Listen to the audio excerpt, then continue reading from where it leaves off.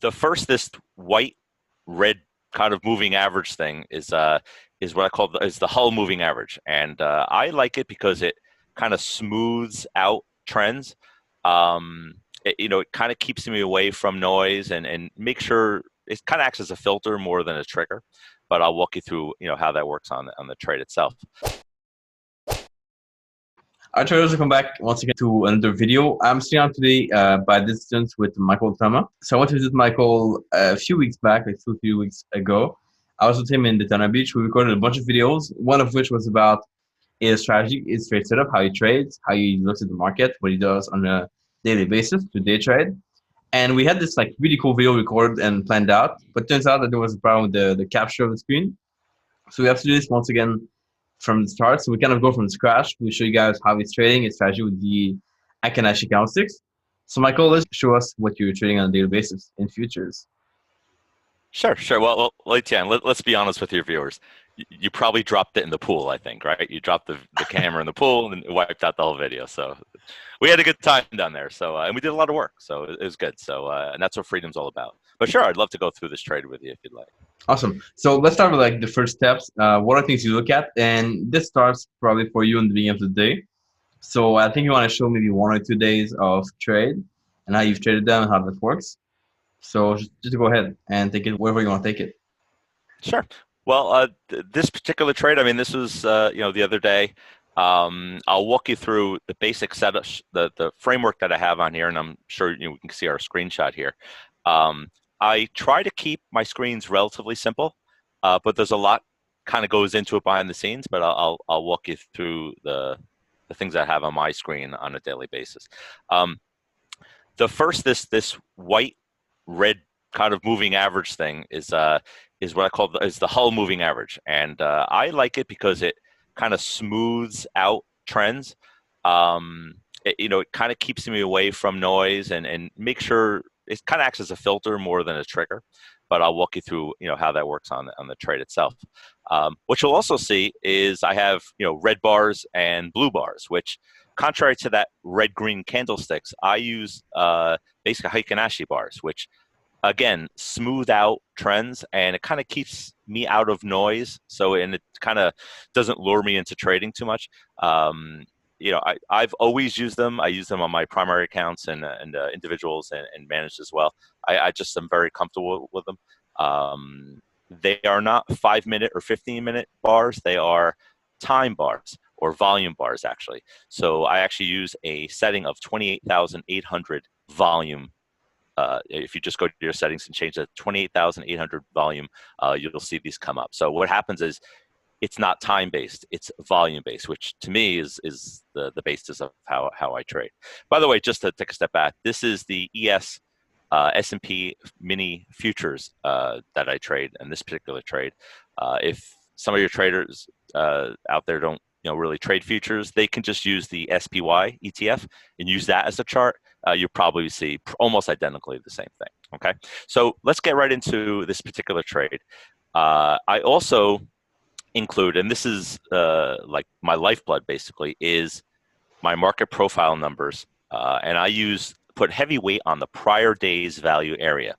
Market profile we could have a whole discussion on, but basically I'm taking the area where 70% or 68% of the volume in trade took place that day. So it's really where price was most comfortable being that prior day.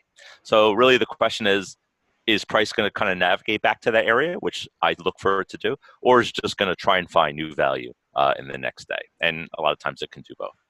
All right, so let's get right into the trade. Here I have a timestamp. This is just in the pre-market, and this is just where the regular New York session opens at 9:30 a.m. New York time. Okay. By the way, this line right here, this little dotted line, is they call VWAP, and a lot of traders have that on their platforms or they have access to it. To me, it's that sort of where is price in relation to it. A lot of times, price tends to sort of hug it or you choose as a filter, and a lot of big institutions trade with that VWAP, so they won't go long unless price is over VWAP. So I kind of use that as an institutional gauge to see if I'm on the right side of the trade. So let's walk you through this trade without getting any further. we have a hull moving average moving up in the pre-market session. Okay, right here is where the market opens. So you got your first red bar on the Heikin Ashi. Right there, there's a red flag for me, and I'm saying, okay, I have a red bar. So I'm saying to myself, I always ask myself, where are the buyers? Like, what happened to them? Is it a pullback? Possibly. Okay, we're above VWAP, so I'm not too concerned. If you notice, value area here from the prior day is over here. So I'm looking in my back mind saying, is it going to try and go back to that area where it was most comfortable the day before? Okay. But I want to see sort of some confirmation. So we have red Heikin Ashi starting to show up. Now you start to see, and this is 20 minutes into the session, now the red whole moving average is starting to come in. So now I'm sort of getting ready. So now it's a question of, I'm going to give this a shot to the downside to see where price can go to the point of control. Okay. Now I have my strategy. Now it's just a question of where's my entry going to be. Goes below VWAP, which is fine, pops up and retests the whole moving average. Now I'm getting very excited. So now I just want it to break the VWAP and I'm in. And the next bar, again, fails. And here I am right here. This is my rejection bar. Okay. And then I'll wait for a pullback to get it. Now I'm just looking for, I'm going in short. Now I just want to see what price I can get. I want to get wholesale, not retail. Okay. So I'll usually wait for price to pull back to the whole moving average. I also use a New York Stock Exchange tick chart to really give me a fine tune of what price I want. But that's a little more of an advanced method. But if you or scaling in, you could just start with the whole moving average. So here's my entry right here, short at 29.36 on the S&P futures. Okay, what type of move am I looking for? Well, I really want to see price go back into my value area. Okay, but I'm also really technically looking for a quote they call measured move. So basically, and I put these little two blue bars here. This is where I entered right here. So I'm looking for the distance from here to where I know I'm wrong. And where I know I'm wrong is if we start making new highs. Not 2 points, not, percentage of my risk. That's where I'm wrong. I know obviously this didn't work out. Okay. So I'm going to take that measure move and say, okay, it's actually 10 points. So I'm really going to seek another 10 points. I'm looking for basically a one-to-one measured move. Okay. If you notice, that's where it would be right here. That's actually going to take me into the value area. So that's really what I want to do. Is price going to go test that? It doesn't have to stay there, go through it. Just want it to go and hit maybe that point of control from the previous day where price was most comfortable doing business. Okay. I got the Heikin Ashi staying red. I got the hull staying red. So I'm in this. I'm not even thinking about trail stop losses. I mean, moving my stop loss to break even. Just going to ride this wave. Okay. We hit our point of control. With multiple contracts, you could take some off at that point. Okay. But I'm looking for it to go through the value area. And when it goes to the value area, I've already passed my 1-for-1. So I'm taking some off if you have multiple contracts. And at this point now, I'm just going to see how much meat I can get off the bone, making lower lows, lower highs. And then once we have a retracement, it breaks that lower high, I just get out at that point. Okay. Can I stay in there? Yeah. But I really got enough meat off this bone to where, it just had multiple contracts. If you have single contracts, you could just go for that one-to-one measure move and, and be done with it and just look for the next setup. So would you exit at the once price breaks the high of the risk candlestick, or would you exit when it closes beyond the high of the risk candlestick? It's a good question. For me, and it's really that ultimate confirmation question. When does price receive confirmation? And my studies have shown that my entries, when it retraces back to that area of the whole moving average or things like that, that's my sweet spot. So I'm actually going to put my limit order right there at that level. And I mentioned earlier, I'll use a New York Stock Exchange tick chart to really kind of refine the optimal price as far as my trading can get into that. But I'm not going to wait for price to go and break the candle, things like that. That gives me confirmation. The rejection bar gives me confirmation that I'm going to get into this trade. Now I want to buy it wholesale, sell it wholesale in this case. So I don't wait for a break of the bar and put my entry there. I just found statistically, at least in the futures space, that I can get a better price by waiting and do it. If I'm going to catch a falling knife, well, at least I'm not going to know I'm wrong, a lot earlier. So I'm not too concerned about that. So to answer your question, yeah, I'll wait for price to pull back into the whole moving average. And as you can see, where my entry was, that moving average, the pullback into it was right near the VWAP area. So, Mhm. if I'm wrong, you start seeing price going above VWAP, you start to see blue eight Heikin Ashi bars. I know I'm wrong pretty quickly, so I know my risk is limited. And same thing for the exit. Yeah, same thing. Same Okay. thing. With the exit, when I'm especially if I'm scaling out, when I get to those last set of contracts, I'm a lot more nimble. I mean, I'm a look at more broader picture. Is it like a big down day? Is the advanced declines? I start to looking at other things like the advanced declines. Are the New York Stock Exchange ticks like barely getting over zero? So I look at more of a broader picture to ride that wave. Or, again, if I'm just, maybe not in front of my screen, I'll just kind of put maybe a stop, trail it above the VWAP, because really price should not be going above that if we have a nice trend day down. But again, you're giving a lot of room for that. But keeping it mechanical, at least as far as, strategy and trading plan wise, I have a lot of latitude on my trailers. But, if you're just trading one contract, stick to the measured move. Let it go back into value. And if it goes back out of value, which we'll talk about in the next trade, yeah, we have another setup for you. Yeah, yeah. So I see this against trade, which we'll talk about soon for sure. I'm just curious about the value area, what you get with the market profile. So I thought that when you open beyond that area, you look more to go long during that day. Isn't it that way to see it, or is it something different? You're absolutely right. The sort of a gap and go type thing, where again a lot of shorts, if it gaps up, are trapped. But look what happened here. What is the market telling us? Like I always ask that question I mentioned earlier. In this case where price, the Heikin Ashi starts turning red, price is below the VWAP. Where are the buyers? Like where was these buyers who are just going to run in and gap it all the way up? So to me, what happens is yes, the initial thinking like pre-market is what are we looking at here? A gap and go. I'm ready for it. All right, breaking new highs, things like that. But now we have a Heikin Ashi that's turning red. Okay, not the end of the world. But you start seeing 3 or 4 bars, I'm getting interested in going the other way. Break of the VWAP, now I got my institutions on my side. And now I have a whole moving average that's sort of my little protector. It kind of gives me that little sort of wall that protects me. And if it breaks that and you start to see things changing, yeah, maybe a gap and go, and I'll take the quick stop. So my initial thinking is, yeah, gap and go, like you mentioned.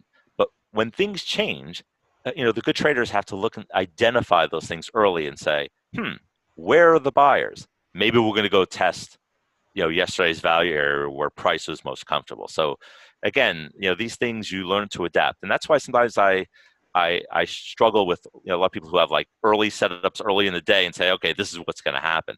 Things change, and what's beautiful about these indicators, at least for me, is you can get an early sense of things not, your initial plan not working or initial trade setup, so you go the other way with it. Mm-hmm. Very good point.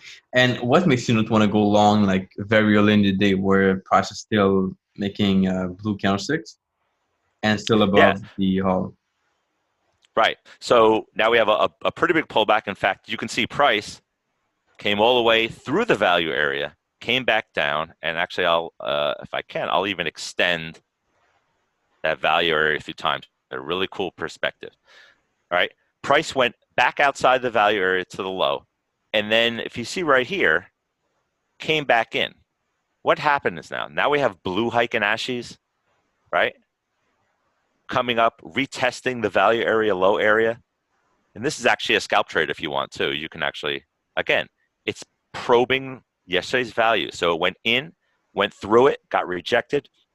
Excuse me. And now it's playing inside the sandbox that it played yesterday. This is very common. All right. So now we have price rejected outside the value area, coming back in the area where it was most comfortable yesterday. And what do we have now? Blue Heiken Ashis. We have a white hull. Okay. Where are the sellers? How come they're not pushing that? Okay, maybe they'll come in. Maybe, who knows? But we'll see. So we're in value, most comfortable.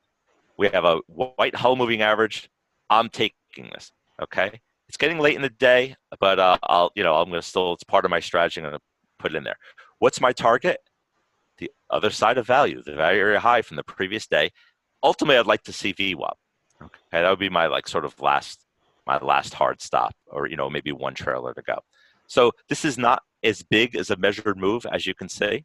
Okay, we have a long entry right here at 29.21, right in this area. Okay, and a one-to-one measure move, which is only 8 points here.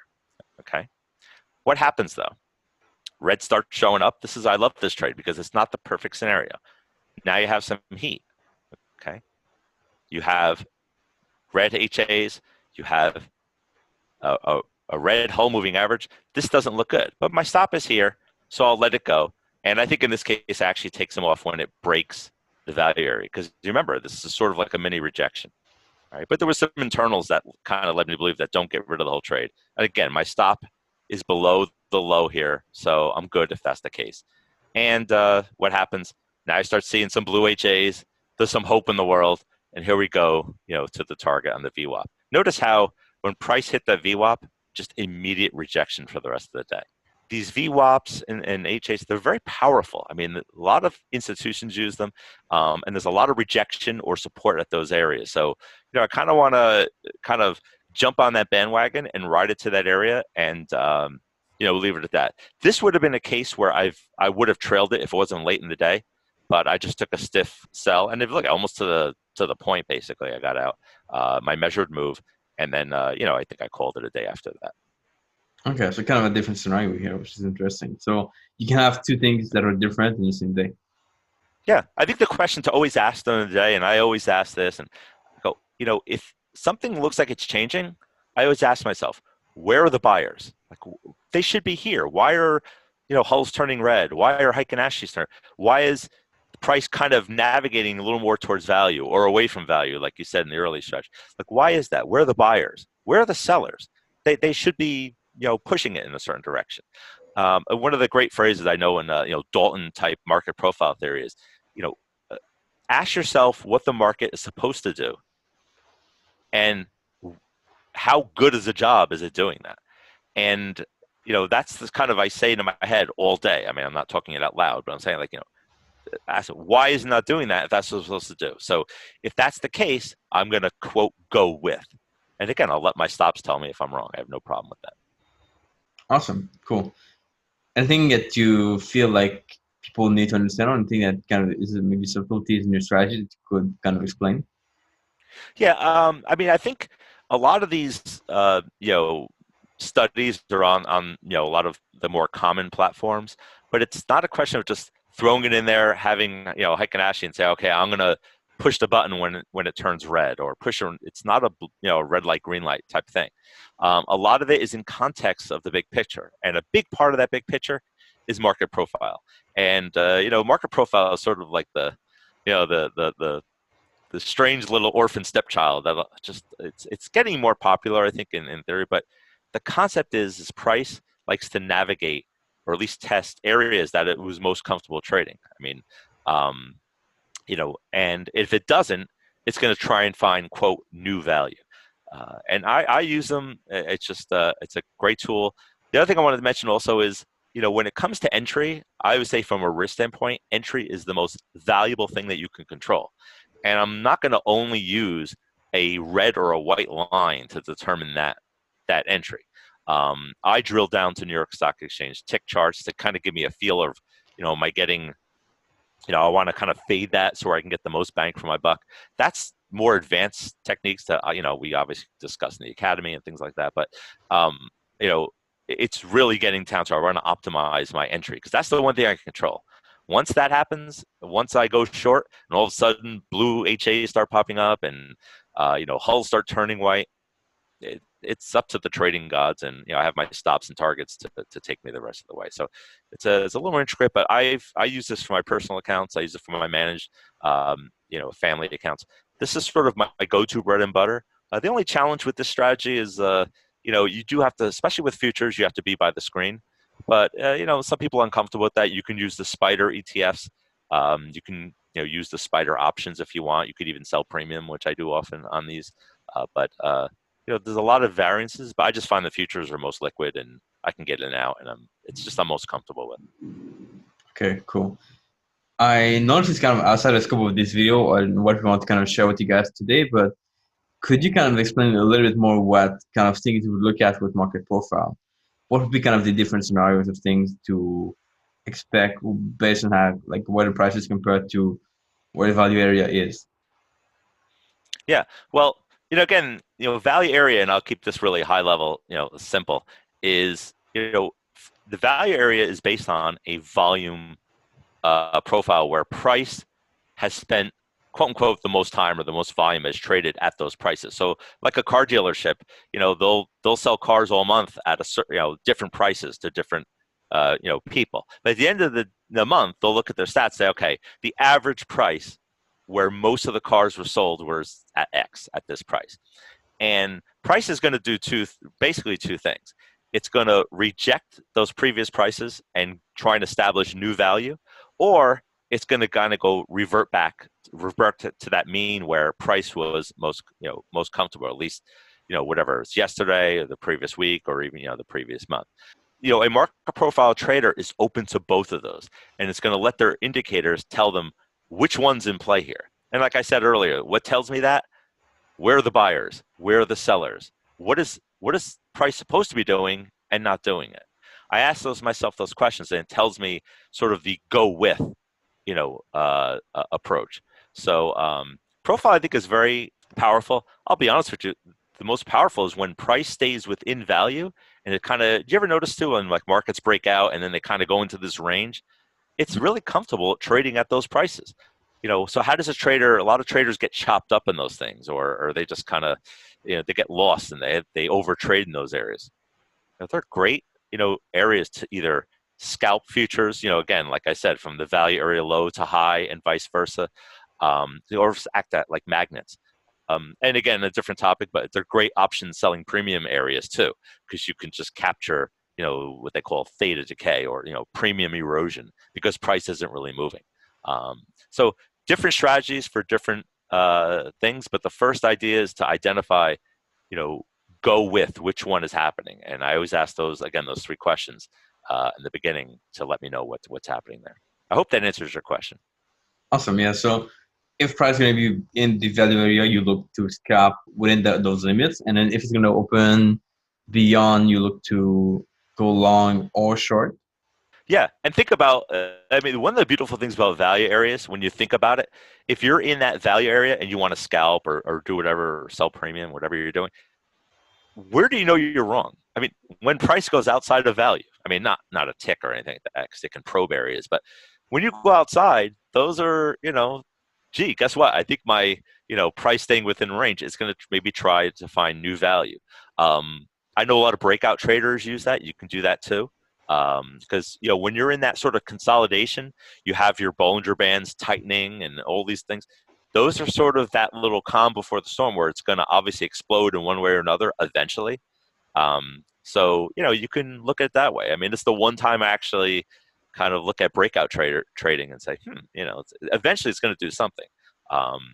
Or, it could stay in value. I mean, sometimes it could stay in value on a longer term chart, like a daily. It could stay in value for, a month. So there's a lot of different things when price is in value. But once it's in there, I become more of a scalper as opposed to sort of a long-term trend trader. And this actually, the first trade was a perfect example of that, where I was clearly looking for a nice size move to get back into value. Awesome. That's cool. So, yeah, if you guys want to be able to learn from Michael, we'll have a link below for the Academy, which you're Michael part of. You have people in that, like risk management, 24 people, things of the sort. So put a link below for that. They can check this out and join you and I in the Academy. Anything else you want to close this with? Any last piece of advice? Just one thing. I mean, I'm using the S&P futures here, which is maybe a little outside of the scope of the Forex space, but I use Forex a lot on these. You could use the Forex, the pairs, the Forex futures. I even use like the FXE ETF, which is the euro basically. So these apply to anything.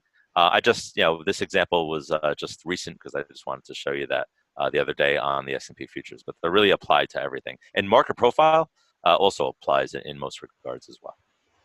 Awesome. You guys comment below if you thought your question in the comment section. Here, as always, RFC Comments Passive. We appreciate you guys for leaving comments as always in the comment section. And we'll catch you back here for the next video, I think tomorrow or in a few days. Ciao.